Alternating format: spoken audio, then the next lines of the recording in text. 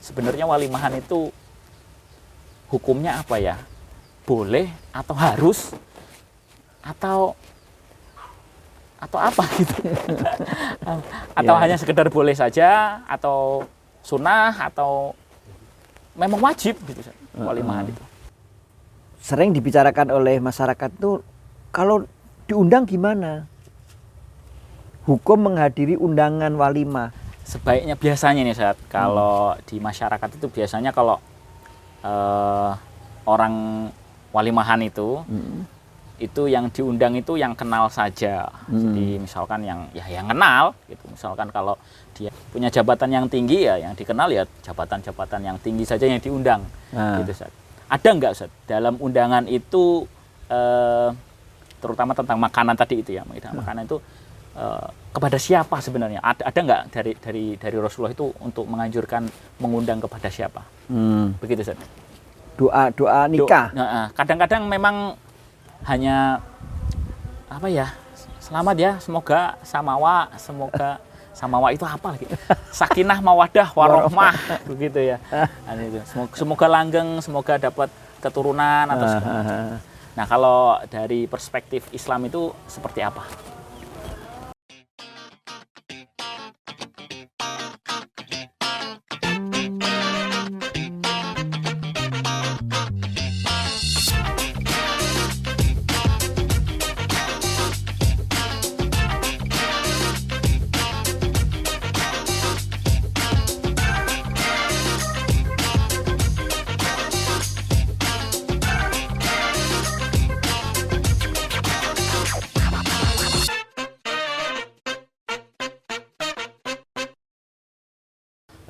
Assalamualaikum warahmatullahi wabarakatuh. Waalaikumsalam warahmatullahi wabarakatuh. Gimana kabarnya Ustaz? Alhamdulillahirabbil alamin. Alhamdulillah sehat.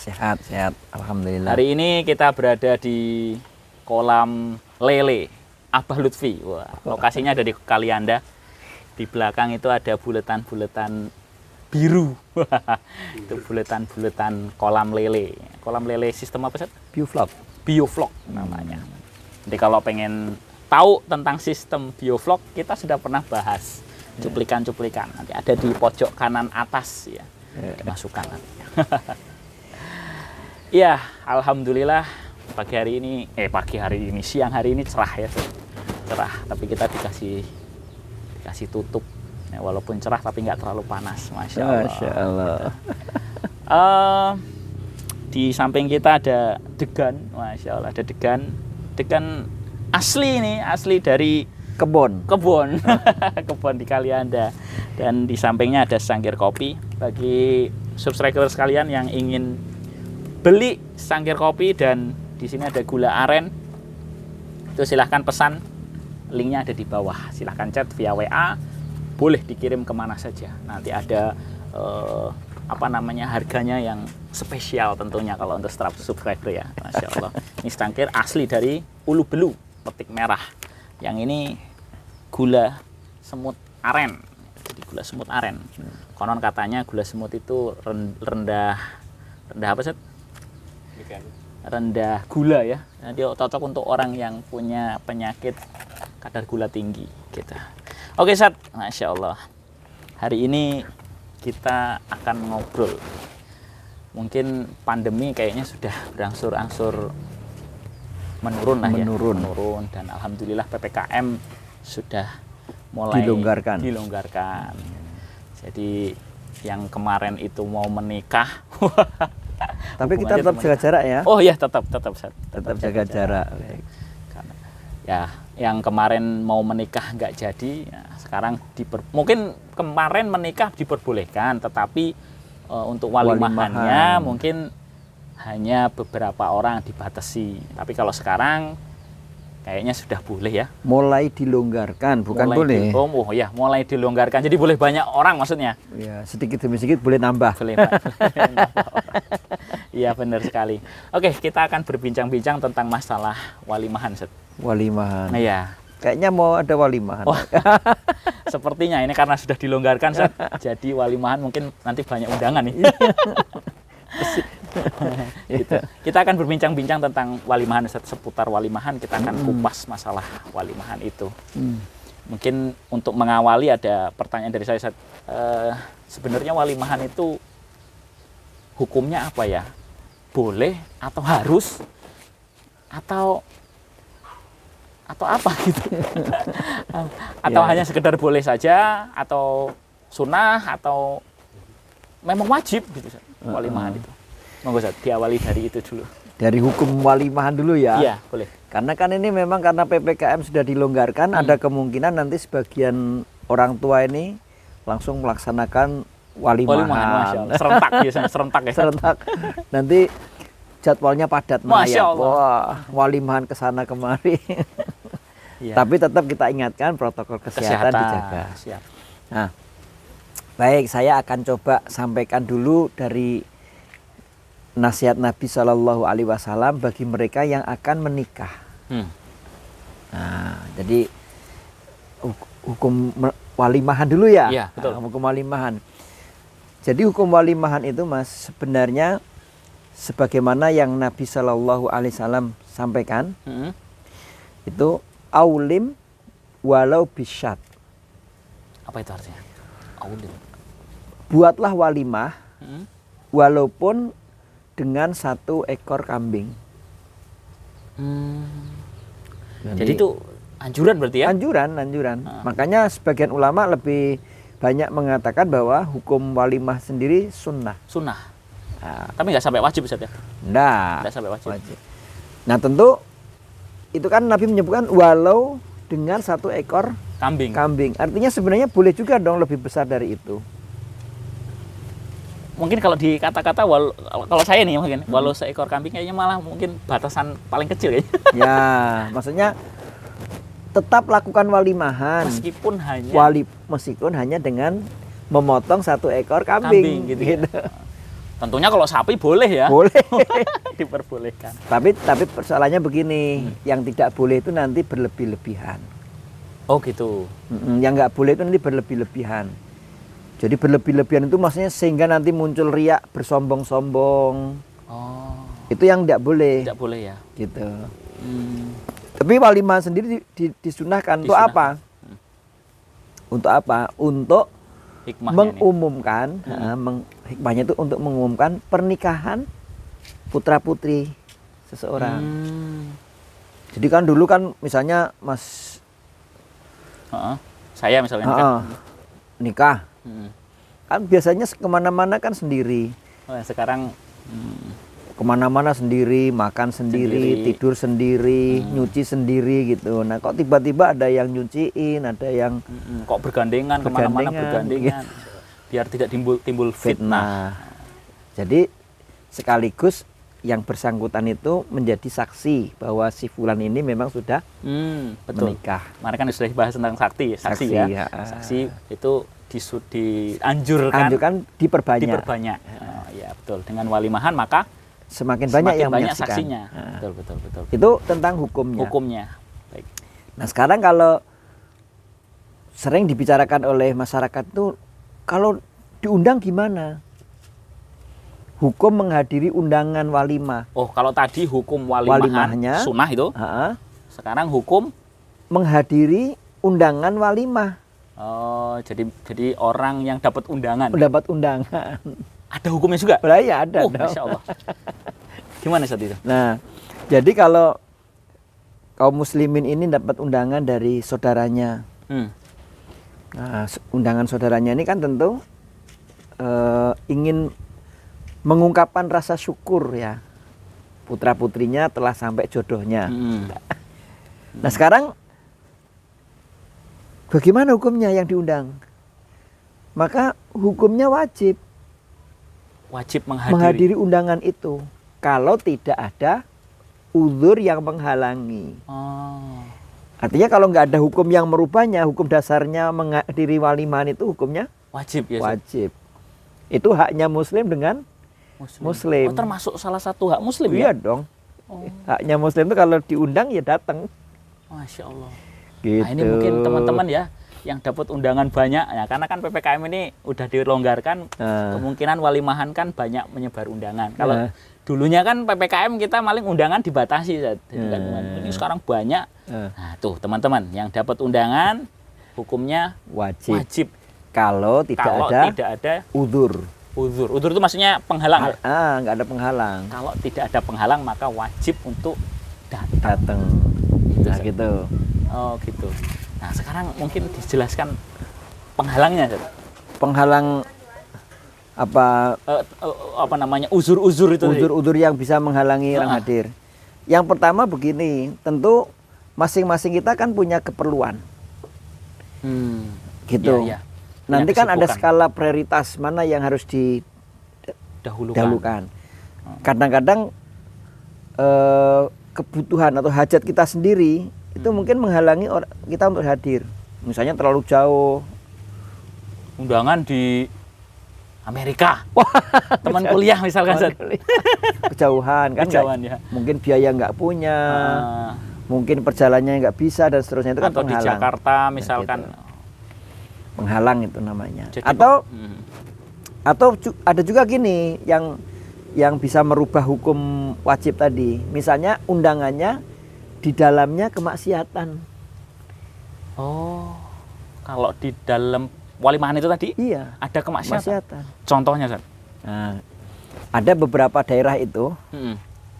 Beberapa daerah itu kalau ngadain walimah itu ngadakan pestanya, ada pesta mirasnya misalnya. Oh, jadi di situ ada minuman keras. Miras. Jadi walimahan itu bukan sekedar makan, tapi minumannya bukan minuman yang halal ya, minuman yang diharamkan.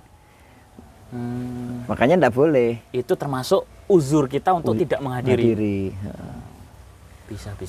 Nah, kalau sekarang mungkin ada pertanyaan lagi, gimana kalau musik? Nah itu sensitif nih, Ustaz. Sensitif, iya. Tapi nggak apa-apa ya. Nanti kan pilihan fikih ya. Ya betul, pilihan fikih. Para ulama kita memang beda juga, gitu. Musik yang mana dulu? Kalau musiknya itu hura-hura, kemudian musik yang madorotnya besar, atau syair-syair yang membawa kepada fitnah. Kan ada syair-syair yang buruk itu. Nah itu saya kira para ulama juga paling tidak menganjurkan untuk dihindari. Makruh lah ya. Iya minimal. Nah gitu. Nah kalau yang boleh itu ada yang dibolehkan. Bahkan itu bagian dari sebaiknya walimah itu ya jangan sepi-sepi amat gitu. Ini walimahan apa takziah gitu. Walimahan nggak ada apa-apanya di situ. Iya. Jadi sepi gitu, nggak ada suara apa-apa. Ada tenda gitu. Takutnya ini kok sepi amat, kok nggak ada bendera kuningnya gitu. Masya Allah. Iya. Nah makanya boleh walimah itu pakai musik. Nah musik dalam tanda petik itu yang jelas-jelas Nabi bolehkan, misalnya dub. Dub itu apa sih? Dub itu rebana. Rebana. Yang musik tabuh gitu. Iya, yang untuk sholawatan. Atau ada sholawatan gitu. Ada nasyid gitu. Tentu boleh, dan itu dianjurkan supaya membedakan mana takziah, mana betul walimah. Masya Allah, hikmahnya seperti itu ya. Iya, kalau sepi-sepi aja dengan takziah dikira nanti. Hanya takziah ya. Ya Allah. Gitu. Gitu ya. Oke. Jadi yang tidak diperbolehkan tadi diperjelas lagi bahwa musik-musik yang di situ ada mengandung kemaksiatan, huru-hara. Misalnya ditampilin aurat wanita. Nah, itu Ustaz. Ini kan jelas-jelas aurat wanita yang waduh, yang bikin pusing liatnya gitu. Yang susah kan biasanya kiai nih, ustadz nih. Iya nih. Diundang, suruh doa, suruh ngasih ceramah gitu. Habis itu duduk paling depan, dimulai musik. Biduannya setengah telanjang. Waduh, dilihat sayang. Dilihat dosa. Enggak dilihat, aduh. Ya. Kan jadi susah kan, jadi menyusahkan orang lain. Maka itu jadi penghalang. Ya, boleh orang tidak hadir karena itu. Nah, ada pertanyaan lagi nih, Ustaz. Gimana? Nah, mungkin masalah tentang hidangan lah ya. Hidangannya tadi kan seekor kambing itu kan. Sebaiknya biasanya nih, Ustaz, kalau di masyarakat itu biasanya kalau orang walimahan itu itu yang diundang itu yang kenal saja. Jadi misalkan yang kenal gitu. Misalkan kalau dia punya jabatan yang tinggi ya yang dikenal ya jabatan-jabatan yang tinggi saja yang diundang. Gitu, Ustaz. Ada enggak, Ustaz, dalam undangan itu terutama tentang makanan tadi itu ya, makanan itu kepada siapa sebenarnya? Ada enggak dari Rasulullah itu untuk menganjurkan mengundang kepada siapa? Begitu, Ustaz. Saya jadi teringat hadis Nabi Shallallahu Alaihi Wasallam gitu. Wah, Masya Allah. Gimana? Jadi kalau mengadakan walimah, Nabi SAW mengingatkan kita nih, ini kaum muslimin diingatkan. Kata beliau, seburuk-buruk makanan walimah itu, nah, jadi kalau kita ngadakan walimah itu ada makanan yang buruk tuh. Itu orang fakir tidak diundang, padahal dia butuh makan. Dan mengundang orang yang kaya, padahal dia nggak butuh makanan itu. Jadi seburuk-buruk makanan walimah itu orang fakirnya nggak diundang, padahal dia butuh makanan, ya. Sedangkan orang kaya justru malah diundang, padahal dia tidak butuh makan. Wah, itu sampai dikatakan Rasul makanan paling buruk. Hidangan paling buruk. Masya Allah. Makanya ini kan kaum muslimin harus diingatkan, kalau misalnya ngadain walimah itu kan ya orang kaya boleh diundang, tapi boleh. Ingat jangan lupa yang miskin gitu. Harus orang miskin ikut diundang. Terus kalau walimah itu juga itu sebenarnya untuk membangun silaturahmi, jangan untuk bersombong-sombong.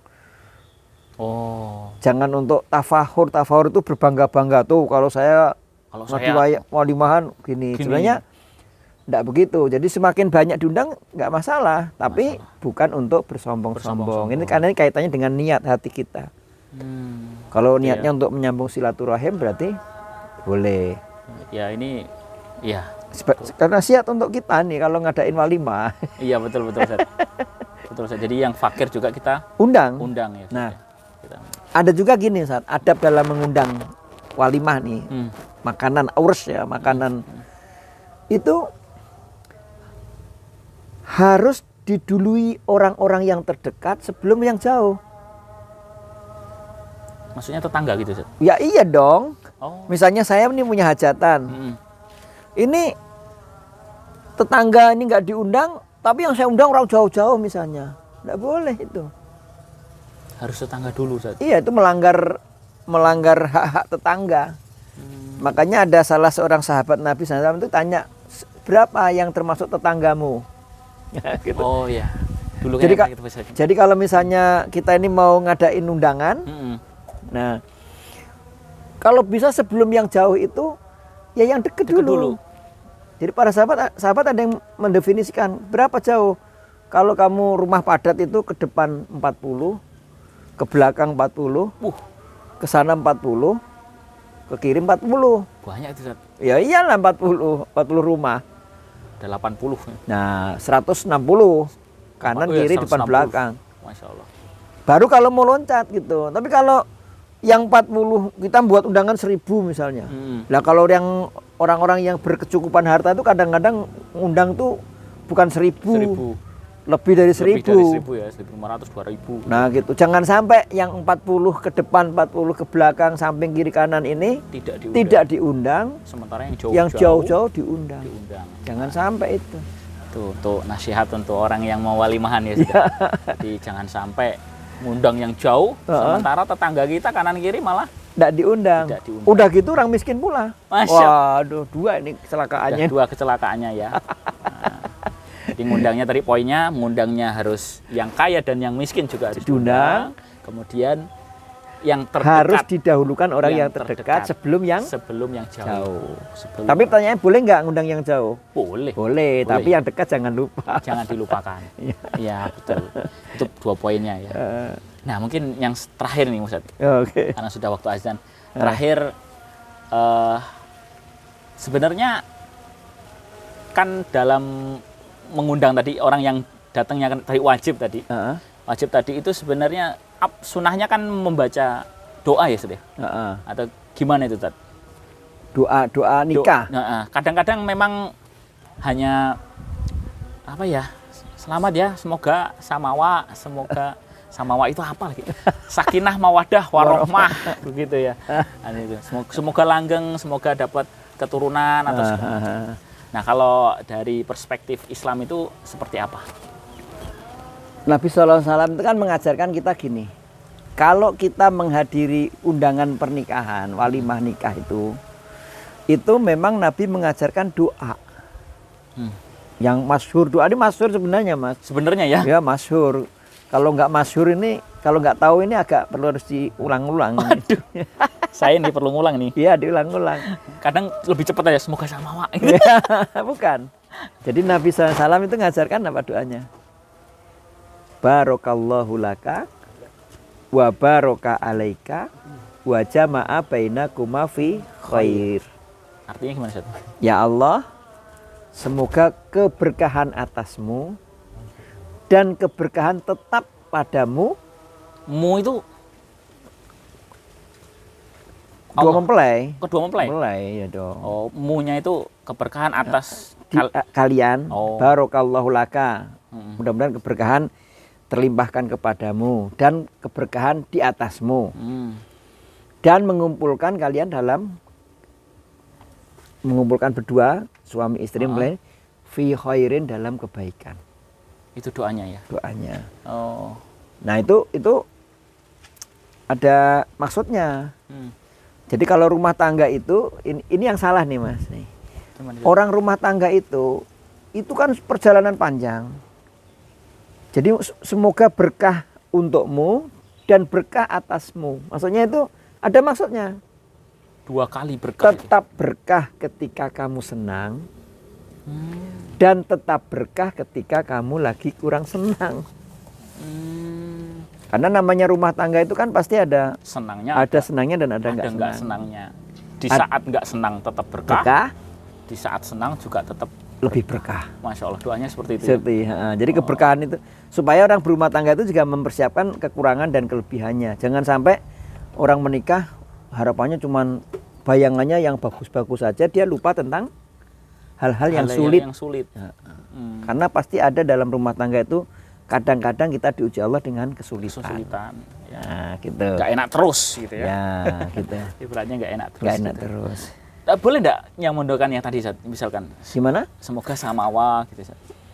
Ya, dalam perspektif ini sebenarnya kan karena mungkin dia juga nggak ngerti ya. Oh gitu. Tapi prinsipnya samawa yang dimaksudkan di sini, Sakinah. walaupun ada yang maksud doanya samawa gitu aja.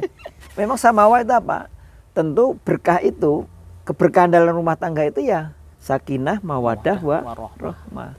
Sakinah itu rasa cinta kepada istri, ketentraman, kecenderungan gitu. Oh. Dan tentu warahmah tadi ya, rahmat tadi, berkah tadi. Berkah tadi ya. Tentu harapannya sebenarnya maksudnya sama.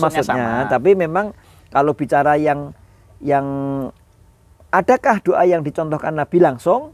Ada, nah, itu tadi. Artinya. Yang barakallahu laka wa baraka alaika wa jama'a bainakuma fi khair. Ya, mungkin teman-teman bisa menghafal ya. Yang sudah diundang, list undangannya udah banyak, menghafal itu, terus kemudian didoakan kepada kedua mempelai. Dan memang kadang-kadang sekarang udah ada, Mas. Gimana? Itu di dekat pelaminan diberi gitu ya? Wah, ketinggalan mengingatkan supaya kalau yang belum hafal atau yang lupa supaya baca doa. Masya Allah, gitu ya. Mungkin gitu aja, Zat. Oke, bicara kita tentang walimahan. Ya, sudah ada azan asar, kita mau rehat sholat asar dulu. Jangan lupa teman-teman yang belum subscribe di Sangkir Coffee TV, silahkan subscribe dan share sebanyak-banyaknya. Mudah-mudahan menjadi berkah bagi kita semuanya. Amin. Amin ya rabbal alamin. Saya akhiri, wassalamualaikum warahmatullahi wabarakatuh. Waalaikumsalam warahmatullahi wabarakatuh. Jos. Pirang menit?